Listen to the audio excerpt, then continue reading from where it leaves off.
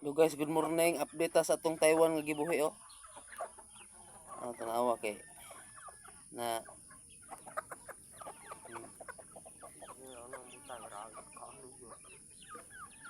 so dagko na sila mga idol.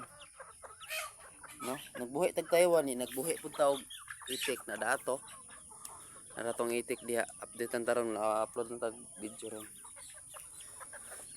Dayon atong asula nga gipazimilya, yes, daghan na nan naka-prepare na Domingo na mo i-transfer sa talamnan ang azula para sa atong mga itik Pinas. Ayan, ipangalawa ay ano pa to mga idol, mga 2 linggo pa to.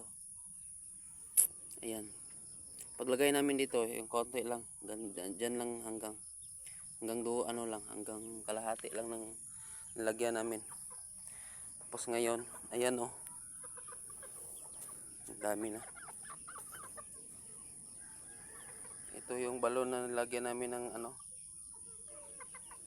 nilagyan namin ng Taiwan. At ayan na yung mga alagang chicken. Ayan oh, makukulit yung iba lumabas oh.